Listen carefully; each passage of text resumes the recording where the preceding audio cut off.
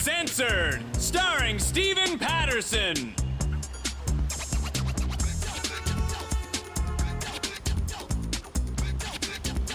Please welcome Stephen Patterson. Thank you. Thank you. All right. Gonna make a lot of new Facebook friends out of this. That's my goal. Looking for new friends on there. Strangers, preferably. That's why I signed up. It's not how it's working. A waste of time Facebook turned out to be. Not making any new friends on there. Just a forum for creepy people from public school to track me down. That seems to be the whole point of the website. I barely like the friends I have now. Like, don't look me up. Grade 5's my record, by the way. A girl find me on there. I haven't seen her since grade 5. Find me on Facebook to catch up, I guess. She wrote me a little note at the bottom of her note. She was like, "So, what's new?"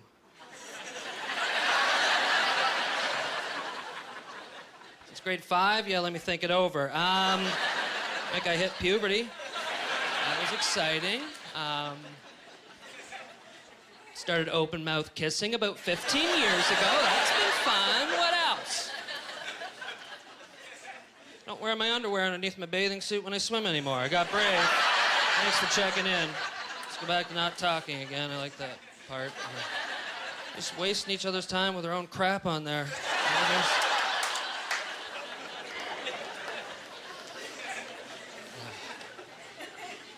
It's nice to be indoors. Pretty indoorsy. An indoorsy person. Especially in the winter. Nobody really likes winter. No one looks attractive in the winter. Everyone walks around like this. That'd be good. Can't feel sexy in the wintertime, you know? To go to the bars with like 8 layers of clothes on. The way if I bring a girl home, it's like trying to have sex with one of those Russian dolls you have to keep pulling apart. Just smaller and more disappointing with every layer. You're a lot more buff when you're out in public. Well, you're here now. Summer's great. You feel sexy in the summertime, right? Especially girls, just put on less clothes. Boom. Thank you. It's great. Look forward to that. Last summer, I saw a girl walking down the street, and she had this little top on, and it said "hot chick" on it. And I was like, yeah. Correct, you know? Didn't even have to make up my mind for myself. But it was written down for me. Let me know what to think. An accurate shirt. Thank you. I love that. I love that. Writing on clothes. There's a lot more of that these days. You get a lot of writing across here. It gives me something to read while I stare at your chest. That's borderline polite. You know? Gonna look anyway. May as well read something. That's what I look at it. Braille would be great. Something to look into.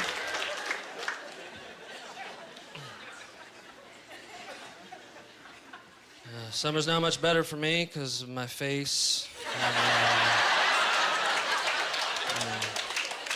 Like a pink face. It sucks. Pale with a pink face. And I hate my pink face. And there's nothing I can do about it. By the way, people want to talk to me about it all the time. Just come up to me. "Oh, you just have fair skin." It's not fair. It's unfair. I've seen tan people. That looks way better. I can walk around all summer with the bright pink face but the pasty white body. It's like I'm a brown pair of pants away from looking like Neapolitan ice cream. Not a great beach look. Not bad. Not great. You get to the point where you resent tan people. You know, just walking around like they own the place. They don't treat us very well, pale people. They'll come up and poke us. Like when we're out in the sun, they'll just come up and poke our skin. It's just not, you know what I mean? That doesn't make us feel better about ourselves. Yeah. It's racist, basically. Tan people are racist against pale people. That's what I'm getting at. You don't poke somebody because you don't like the color of their skin. That's where I grew up. That's racism. As a white male, I'm tired of the oppression. So. I was the victim of racism once. That's not the funny part.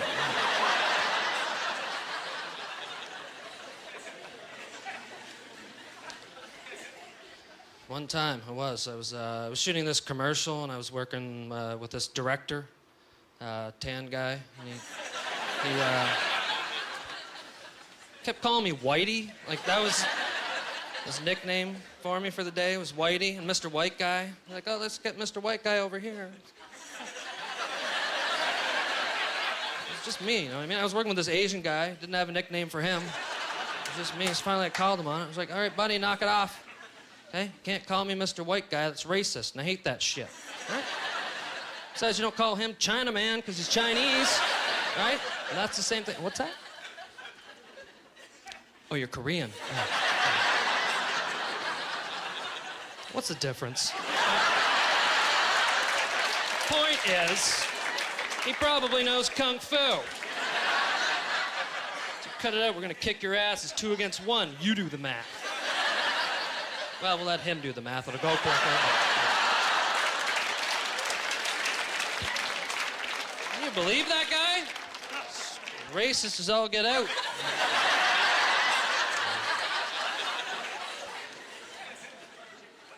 I'm not a religious person, but if anything, I grew up Christian. I just think we're giving the G's a hard time now. You know? We're still... The G's, yeah. I didn't make that part up. Giving him a hard time, you know? Still digging up dirt on the guy. Just learning new things. Last year, I just found out that Jesus had a brother. James. Anyone know that? Jesus had a brother. How much would that suck if you were James? Like, if Jesus was your brother? Talk about sibling envy, you know? My brothers were jealous because I was good at sports. Imagine if Jesus was your brother. He'd be the parents' favorite for sure. Sitting around the table, who wants to say grace tonight? James?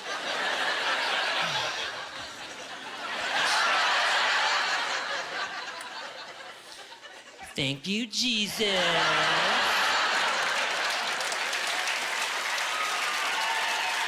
Eat that guy. I love booze. Yeah, tired of the lies. I just love it. Love everything about it. You know? Love the way it tastes. I love the way it smells. Love the way it clouds my judgment and lowers my standards. Love the way it makes me order a pizza at 4 in the morning and then just pass out before it gets there. I don't know.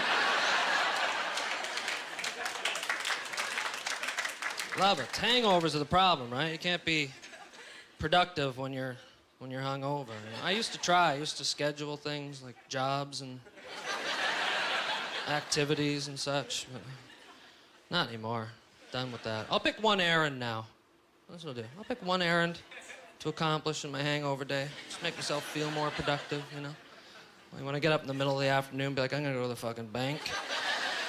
Get some money out, seize the day, you know what I mean? And the whole world's a blur when you get out there. Have you ever been so hungover that, like, you get confused by the questions the ATM asks you? You ever been that bad? Or just, I'd like to continue banking. What the hell is this thing talking about right now? What is this, a job interview all of a sudden? Just give me my card back. I don't like hangovers, but I'm good at them. I drink Gatorade for my hangovers. Does anyone do that? Drink Gatorade? Yeah. Isn't it beautiful? It's like magic juice for the hangover. It's wonderful. I always have a stock. I drink so much Gatorade. You know what I mean? I drink so much Gatorade, it bothers me. It's all professional athletes in the commercials, which has nothing to do with why I drink it. And I'm just as good a customer as they are. Like when I'm hungover, I go through that stuff like nuts. Where's my fucking commercial? Do you know what I mean? It's a totally different market, hungover people. Like just a shot of me, blue beads of sweat running down my face.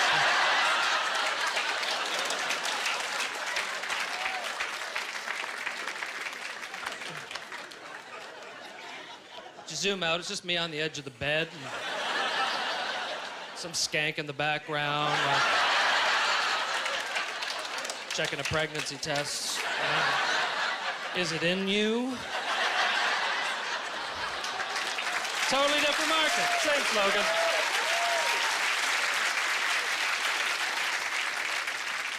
Pregnancy's scary now. You don't know how many kids you're gonna have anymore. Thanks, science. It's crazy. Everyone's having multiples now.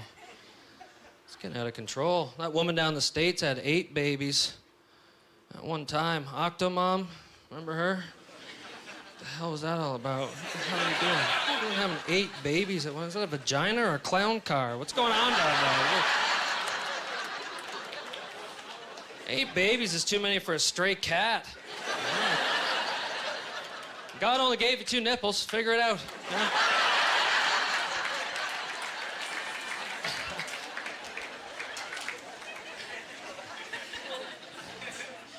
You want to see good baby stories? Watch Oprah. It's my favorite show on television. I watch a lot of Oprah. She's got cool stuff on there, and appreciate you not calling me a. I know some of you are thinking that, like some of you are like probably thinking that right now. Thanks for not yelling it out. I'm not, by the way. It's not important, but just to let you know. Anyway, she has these, and don't get uncomfortable when I say the word. I could kind of sense that in the room. We're like, oh, here we go, you know. But don't worry about it. It's a perfectly good word. You can still use it. Just saying. I know it's sensitive because the homosexual community kind of came along and said, oh, you can't use that word anymore. It's like, well, too bad. It's our word. We're keeping it. You know what I mean? Like, quit telling us what to do, quite frankly. They already fucked up the rainbow for everybody, so listen to you anymore. Hey?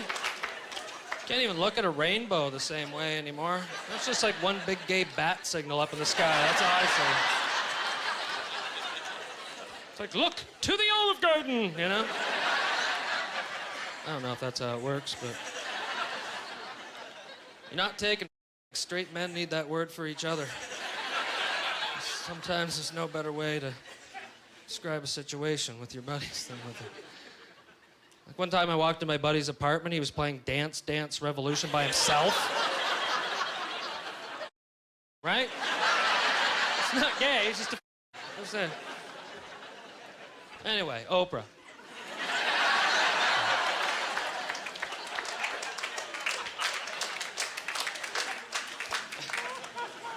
Oprah's got, she's got these great baby stories. She used to have these medical miracle shows. You know, the miracles of modern day medicine. And she'd usually have 2 kids attached to the head on there. Almost every show. Like, I don't know where she found them, but they're out there in abundance because they're on there all the time. And they're a great story because the parents are great. Like, you gotta love your babies, whatever you have, you know. But I don't know. It's like,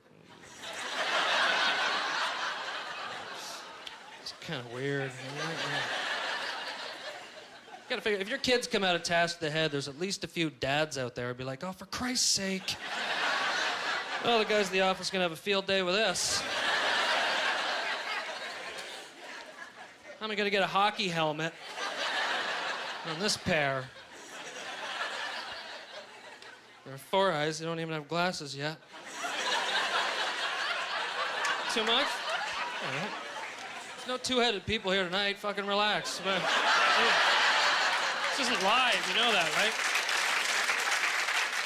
But if they're watching at home, they're probably crying now. It's amazing what we can do with medical science. That's why I love those shows so much. All the things we can do, you know? And there's another thing I saw on there. There was this, on one of these medical miracle shows, there's a guy on there who, it was a grown man who didn't have a penis. Which sucks. You're supposed to have one if you're a guy. I don't know what took him so long, but this is what we do. These doctors got together and decided to make him one. So what they did was they amputated his finger. and then molded it into the shape of a penis. And then they attached the nerve endings from the finger to the nerve endings down here that make you feel good. And now the guy has a fully functional human penis. Isn't that incredible? Is that just me? Really? It's amazing we can even think of that, you know? I was watching at home thinking, like, I might get a second one. You know, like, if you're handing them out, you know? He did one thing fundamentally different than I would have done, though, is I would have kept the bones in it. Like, you know? Not for, like, structural integrity, just so I had a penis that could do this. Right? You're the G-spot king. Are you kidding me? Yeah. Tell all your friends, baby. Found it. Whip it out at the bar. Come here. Come here.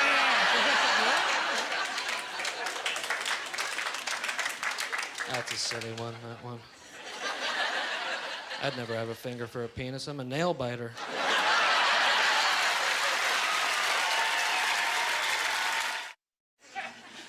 I'm single. It's cool being single, though, you know. I get to have my own place. Got myself a bachelor apartment, which is a bit of a dream come true for me, personally. So, I always remember lying in my bedroom as a kid thinking, if only I could see the kitchen from here. That would be perfect. One day I'm gonna eat my dinner off an ironing board. It's nice when things pan out. Got the place all decked out, though. Went to IKEA, bought everything. I don't know where else to go for furniture. That's why I go there. Don't even like it there. I shop there way too much. It's so ridiculous. Just take one look at my toolbox. I have a hammer, a measuring tape, like 95 Allen keys. That's handy around the apartment. And who was this Allen dink anyway? That thought, like, I'm not happy with conventional tools. I'm gonna invent one that slips out of your hand every 4 seconds. Thanks, man. Like, most furniture places won't even let you into the warehouse. IKEA forces you back there to pick all that stuff up yourself. Love that crack squad of 14-year-old teenage girls back there in case there's any heavy lifting. That's IKEA. If IKEA were any less customer-friendly, they just send you out to the woods with an axe. Instructions that say, yeah, just chop all that shit down yourself, will you? Here's an Allen key.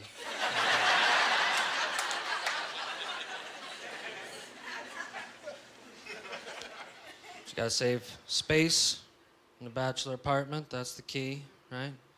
Save a little space. I got myself a loft bed, which is basically a bunk bed, but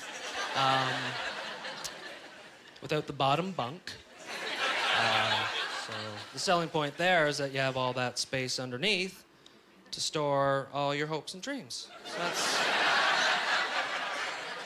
it's come in handy. Not the most alluring piece of furniture when you have women over. Believe me, nothing kills the mood quite like having to climb up a fucking ladder. That's not romantic to women at all. Doesn't matter how many candles you light. Just giving a boost isn't gonna grease the wheels a whole lot. The real problem with the loft bed is it has a weight capacity of 275 pounds, you know? And I think there's a lot of conversations women don't like to have.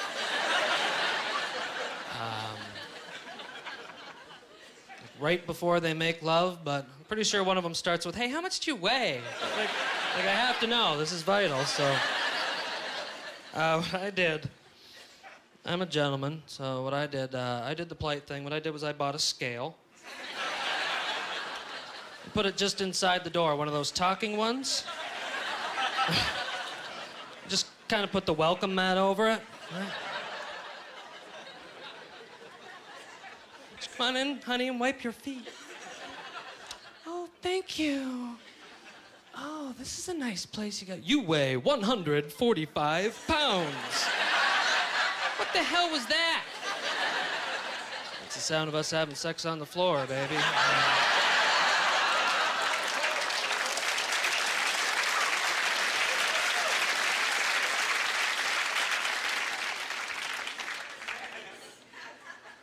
I'm not trying to be rude.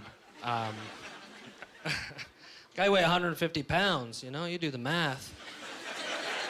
I have to insult some very skinny women when we get back there. Huh? It's very nerve-wracking, you know? Anyone in that gray area? Around 125 pounds, I'm an automatic slow love-making mode. Right? There's no humping on the loft bed when you're at capacity. Easy. Easy.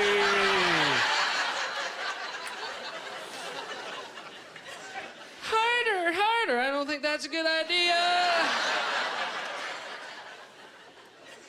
This thing comes down, we're gonna crush my hopes and dreams.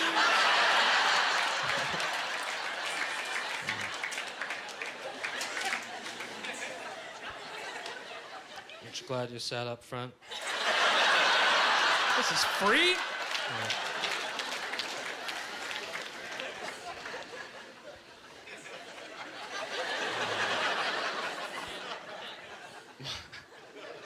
What am I doing with my life? How did I get here? Do you know I have 2 degrees from university? I do. I have 2 university degrees, and look at me. Dry hump in the air on national television. Why not?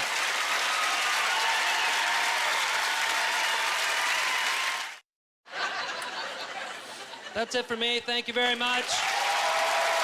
Thank you. Good night.